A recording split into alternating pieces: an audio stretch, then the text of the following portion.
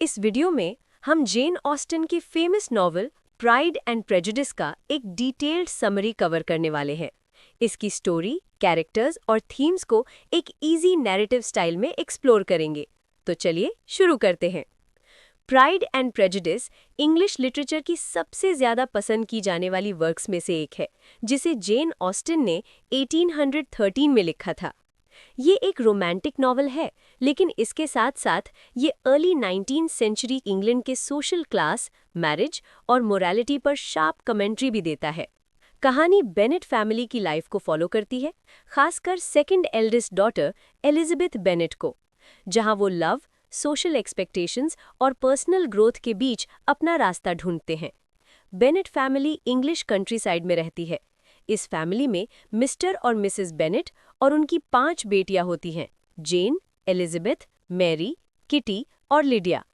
Bennett family middle class से belong करती है और मिसेस बेनेट खास तौर पर अपनी बेटियों की शादी को लेकर ऑब्सेस्ड रहती हैं।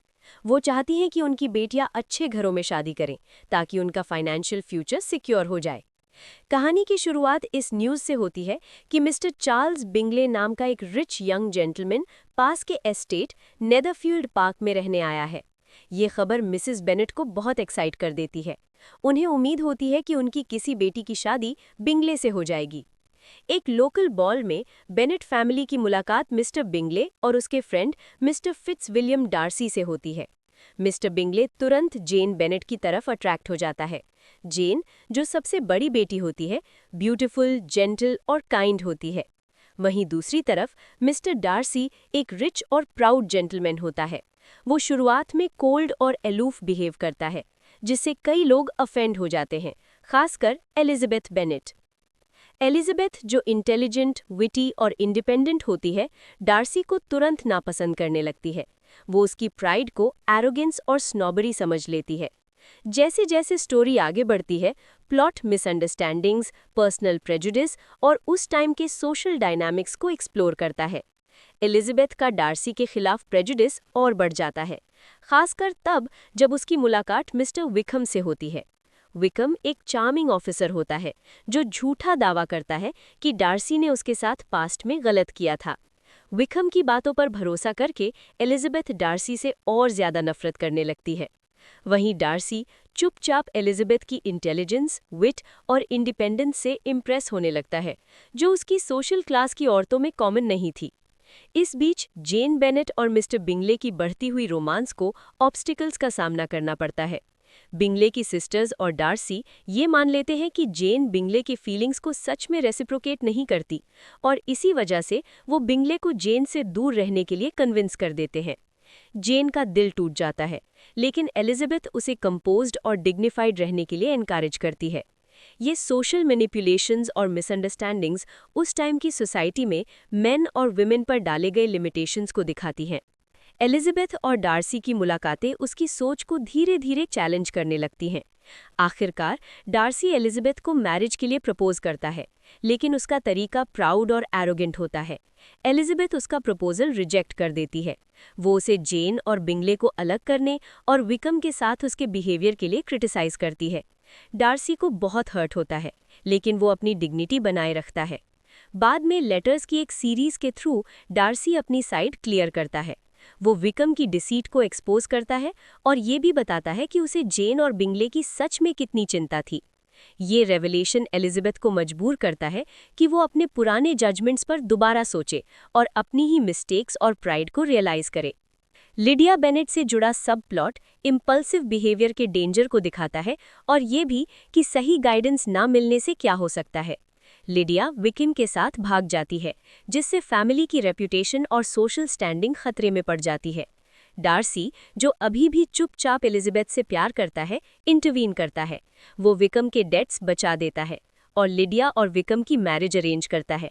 इस तरह वो बेनेट फैमिली को सोशल डिस्ग्रेस से बचा लेता है। इस एक्शन के थ्रू डार्सी का ट्रू कैरेक्टर सामने आता है। वो ऑनरेबल, जेनरस और सेल्फलेस साबित होता है। नॉवल के एंड तक एलिजाबेथ और डार्सी दोनों अपनी अपनी प्राइड और प्रेजुडिस को ओवरकम कर लेते हैं। एलिजाबेथ डार्सी की इनिशियल एरोगेंस के आगे देखना सीख जाती है और डार्सी ह्यूमिलिटी सीखता है।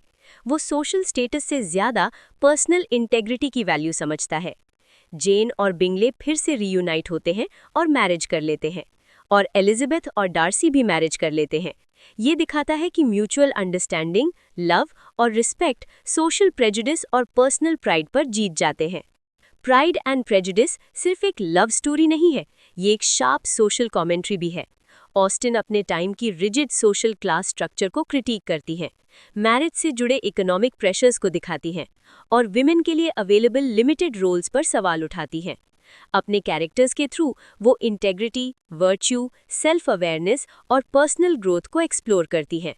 एलिजाबेथ बेनेट इंग्लिश लिटरेचर की सबसे एडमायर्ड हीरोइंस में से बन जाती हैं, अपनी इंटेलिजेंस, विट और मॉरल स्ट्रेंथ की वजह से। नॉवेल उन कैरेक्टर्स के बीच कॉन्ट्रास्ट भी दिखाता है जो सेल्फिश मोटिव से गाइड होते हैं और जो ऑनर और कंपैशन से एक्शन लेते हैं।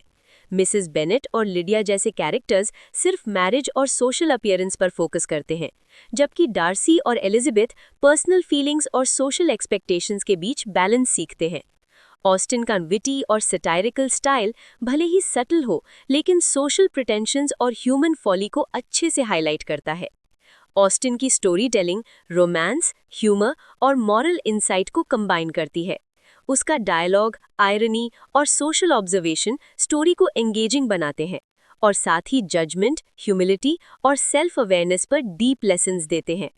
एलिजाबेथ और डार्सी की इंटरैक्शंस दिखाती हैं कि लव के लिए अंडरस्टैंडिंग, पेशेंस और पर्सनल फ्लॉज को ओवरकम करना जरूरी होता है। कंक्लूजन में pride and prejudice English literature का एक टाइमलेस क्लासिक बना हुआ है। Love, social norms, personal growth और मॉरल इंटेग्रिटी की इसकी एक्सप्लोरेशन आज भी रीडर से कनेक्ट करती है। एलिजाबेथ बेनेट और फिट्जविलियम डार्सी की जर्नी के थ्रू ऑस्टिन सिखाती है कि प्राइड जजमेंट को ब्लाइंड कर सकती है, प्रेजुडिस परसेप्शन को डिस्टॉर्ट कर सकता है, और true happiness mutual respect, understanding और वर्च्यू से आती है। नॉवेल का रोमांस, ह्यूमर और सोशल क्रिटिक इसे हर जनरेशन के लिए रेलेवेंट और अपीलिंग बनाए रखते हैं। स्टोरी के एंड तक ऑस्टिन रीडर्स को एक मेमोरेबल लेसन देती हैं।